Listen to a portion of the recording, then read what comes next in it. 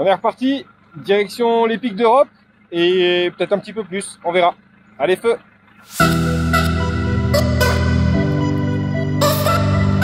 Allez viens, je t'emmène boucler ce voyage sur notre vieux sidecar 1200 FJ avec l'idée de te montrer ce qu'on peut faire quand on veut pas choisir entre sa famille et sa passion pour la moto.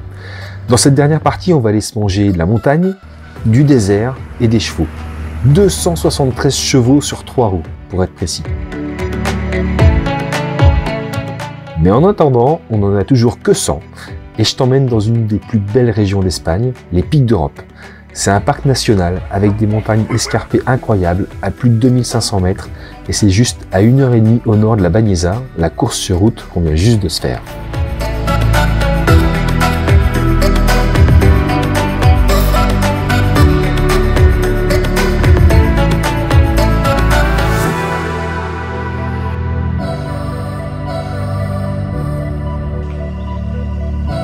Bon, les pics d'Europe, faut surtout pas y aller.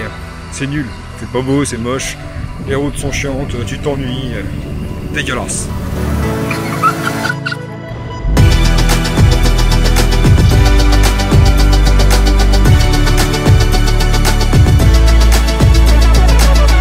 Au départ, moi j'avais choisi ce coin parce qu'on m'avait parlé des routes qui étaient taillées pour y faire de la bécane.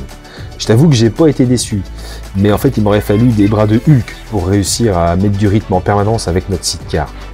Mais même si mon plus grand plaisir c'est de rouler comme un débile dans des paysages de folie, là j'ai pas regretté d'être obligé de me calmer. Pas trop de monde sur la route, du soleil, des panoramas gigantesques, ce morceau de ce qu'on appelle la Cordillère Cantabrique, c'est juste une découverte incroyable. Devant un paysage comme ça, j'aurais bien aimé trouver un truc intelligent à te dire, mais y a rien qui me vient là. Mais au départ, c'est pas du tout là que j'avais prévu d'emmener les enfants. On devait aller dans le désert, après mes voyages et mes raids au Maroc. Ça devait être le désert tunisien cette année, mais avec l'accident du mois d'avril, j'ai fait au plus près, direction les Bardenas. On vient de traverser une bonne partie de l'Espagne et on est arrivé à l'entrée du désert des Bardenas. Il y a un point d'entrée avec un centre d'information où on distribue la fameuse carte pour pouvoir se repérer dedans. Et on est arrivé, ça venait de fermer depuis 3 secondes. Mais la dame a été gentille, elle nous a réouvert la porte, elle nous a filé la carte. On vient de passer le sidecar en mode désert. Autour de nous, c'est le désert aussi. Donc on va aller goûter un peu du désert des Bardenas à la tombée du soleil. On va voir ce que ça donne. Allez, gaz!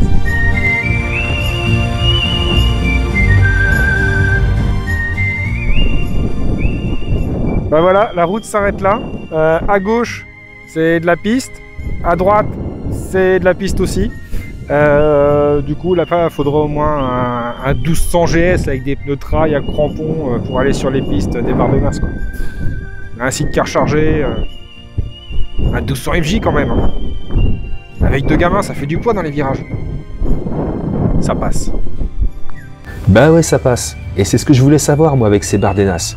Avec la mode du trail, on nous le vend partout, ce putain de désert. Mais le trail en famille, si tu veux, ça commence à être un peu compliqué, même quand t'es pas malin. Mais attends, hein, si tu remets un peu les choses en face, ça fait pas si longtemps que ça que toutes les routes sont goudronnées. Et quand tu vas voir tonton Robert et que tu fais 100 mètres de chemin pour aller jusqu'à sa ferme, tu y roules dans la terre avec ton véhicule pas adapté. Et ben voilà, les Bardenas, c'est le chemin à tonton Robert, mais en un poil plus long. Et en vachement plus joli aussi. Nous avons retrouvé le renard du désert. C'est lui! Bon, maintenant que je t'ai dit que tu pouvais y rouler à peu près avec n'importe quoi, je te partage quelques infos pour que ce soit bien. Déjà, si tu comptes y rouler comme au Dakar, n'y va même pas. La vitesse est limitée à 40 km/h et on est en fait sur une zone militaire, donc c'est assez surveillé. Mais l'endroit vaut le détour, et le secret, c'est d'y aller au tomber du soleil ou au lever du jour. Déjà, il fait plus frais, mais surtout, tu as une lumière rasante qui est incroyable, qui donne des couleurs jaunes, orangées, juste magnifiques dans ce désert. Mais faut faire gaffe, parce que le soleil a quand même vite tendance à te taper sur la tête. Bah voilà, tu crois être tout seul dans le désert, être peinard, puis tu tombes sur un Belge qui fait le tour du monde. Yo Billy Bobby Back sur Insta, sur TikTok et bientôt sur YouTube. T'es sur la chaîne de Billy, gros. 10 km.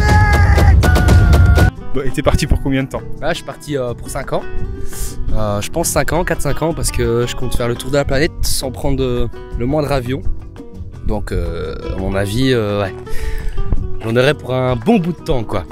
Et il a pas dit, mais il est en vélo. Ouais, là pour l'instant je suis en vélo. Après je change de moyen de bouger. Donc j'ai commencé en sac à dos. Je vais peut-être faire le Maroc en âne ou en chameau, je sais pas, on verra. Peut-être qu'un jour je vais me construire une barque et traverser un pays en barque, je sais pas, c'est ça qui est cool. C'est le désert, ça chauffe beaucoup, voilà. Mais on rencontre plein de gens bizarres, c'est pas mal.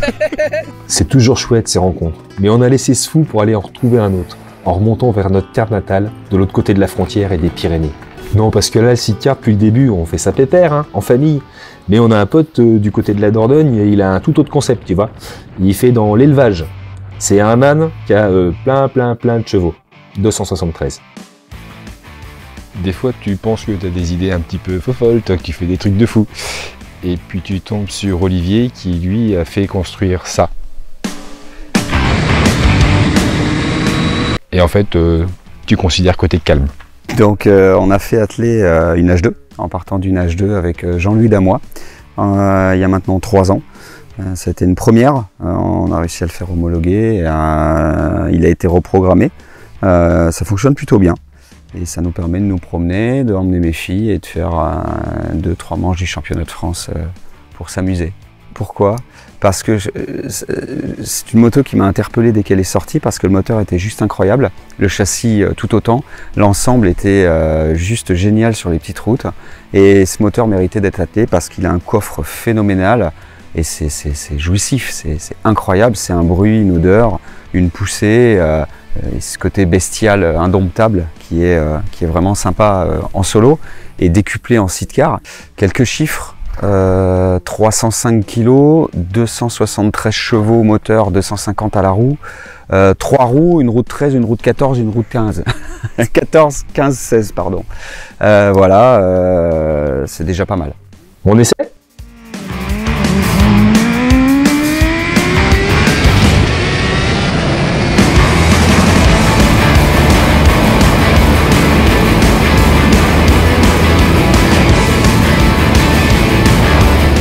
Demande si ça va. Non, ça va pas du tout. Je n'en peux plus de ce type. Salaud. C'est la peur. C'est la peur. Dans la vie, il y a des bonnes des expériences et des mauvaises expériences. Ça, c'est une excellente expérience. Je dirais simplement que c'est une expérience. Les adjectifs qualificatifs viendront plus tard. Et je sais pas non plus si je t'aime ou si je te déteste. J'ai pas réussi à déterminer. Mais si tu... Bah ouais, il y a un moment, faut que ça s'arrête, hein. Les vacances, le voyage, la famille, le sidecar. Alors peut-être que tu te dis que c'est parce que c'est Momo et qu'il est débile, qu'il emmène sa famille comme ça très loin, mais en 1987, il y a d'autres gens qui sont partis avec le sidecar que tu vois là. C'était un Moto Guzzi qui faisait 67 chevaux, et dans le CID, il y avait un môme qui avait 2 ans et demi, pas de GPS, pas de téléphone portable, et ils y sont arrivés sans problème. C'était mes parents, et le môme, bah, c'était moi. Donc tu vois, t'as vraiment plus aucune excuse pour ne pas faire du sidecar.